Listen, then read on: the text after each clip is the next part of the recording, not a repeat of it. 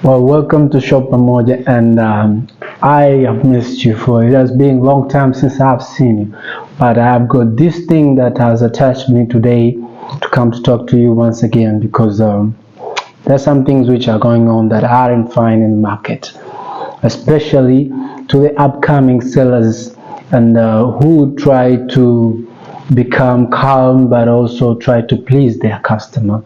Now, you may see everyone is trying to pull strings to see how they attract customers to become more satisfied with them according to their services.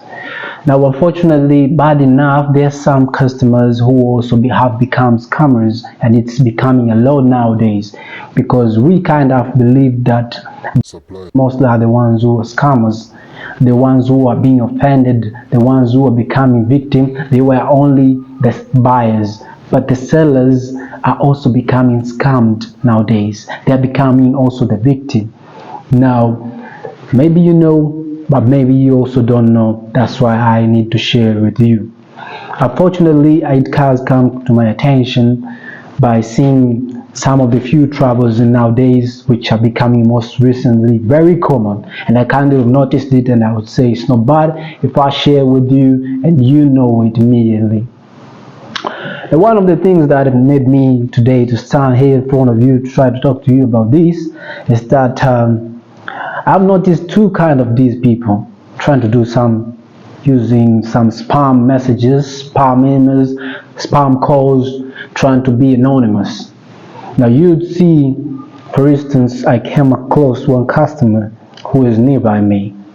Well, I was trying to promote, I would say, to sponsor my goods in the social media. This customer came to me by calling, and it was a spam call showing this sign. So I kind of picked it up and say that I need some few items that I've seen from you.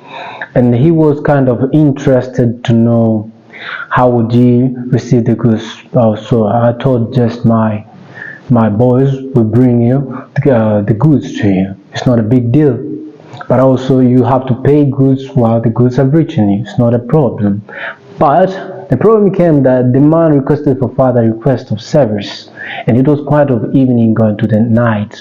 So he asked that perhaps I wouldn't be able to share a location where I am because I have absence of electricity, but also I have absence of network right where I am. So maybe would you buy for me some tokens of electricity so as I may buy and be able to come across the internet and share for you with you the location where I am.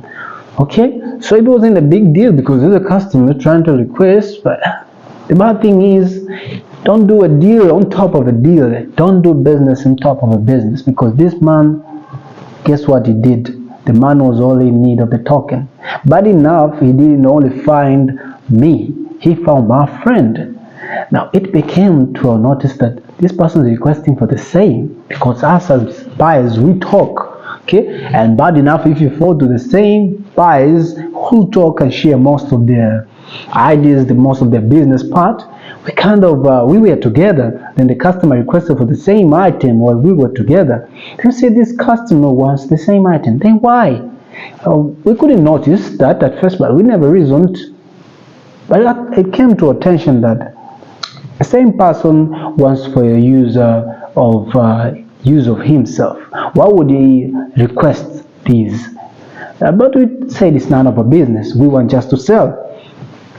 But guess what he did? He requested for the service. He needed some token. He wouldn't share the location. He asked my friend also. He wouldn't share the location. But he requested for another service. On my side, he wanted service for electricity. We buy, so we helping him out. But from my friend, he never hesitated. He asked for network, a bundle to buy network, so as maybe to share location. Do you see what this kind of person? So it came to attention that this person is not right. This person is trying to bull us. So guess what we did? We told him there's no problem. We'll have electricity. Once we reach you, just give us a direction. It's not a must you share. We know the place where you are. We could reach you. Get us a house number and we'll reach you. Guess what the man did? He disappeared from the first of us. Then on the second person who remained with him, he kind of assisted. But since we knew him, we also requested him the house number. He wouldn't share, and he would just anonymous disappeared. That was too bad. Guess what he would have done to us? We would buy him his services, then he would go away. Another thing that I've noticed, and we have faced another customer, is this person that he was across the country, so we had to ship his goods to his country. I would keep in the bucket the country that I was transporting to. But guess what he did? The man just lied that he would send the money to my bank account via Western Union. So he kind of said this anonymous email, you see, and the email showed 95% complete with remaining 5% to complete. And the demand of it is that I share with him the details of shipping the goods. Then after, I send it to them via the email which they have sent me, which they kind of boosted a Western Union email that looks like Western Union made or sent email, remaining with some percent. So as if I send, then they release the money, I go to get it from the bank. Guess what? This spam email was also just a scam because it was never true. I went to the bank myself to check it out because it was some huge amount of money. So I went myself to the bank, and when I went to the bank, what they told me is that this number, it cannot display here because it's unknown. It's not there, and the amount it's not there.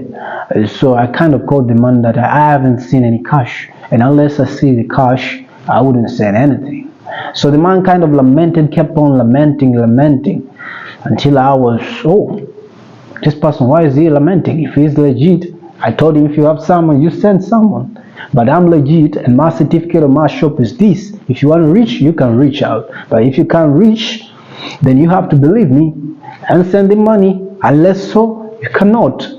Guess what he did? The next morning, the man just was very honest. Oh, I wouldn't send the money because I kind of became frustrated with you. You're so I wasn't approved to send to you money because I wouldn't see why should I send the money to man like you. I would perhaps just taken the goods and never sent you the money. So the man was very angry with me and said, what I said to him is just, it was nice meeting with you, nice to meet you and know you, but also for educating me, giving me this knowledge, because I never knew there are such people like you. Guess what would I do if I would have gathered the goods, packed them, and tried to send him and send the details? It means I would have incurred the loss. The goods would have already gone. Now that's what came in pain in me, and I said I must share this with my fellow sellers. Now it's not like I'm trying to displace buyers or sellers, but I'm trying to make you aware. That's what I've kind of seen that's very important, because this is happening to me today, but may happen to you tomorrow, and you may incur a huge loss. You wish you had known this for real. So thank you. Have a nice day, and I wish I'll meet you the next time with another video to show you the most important tips of what's in the market, what's going on.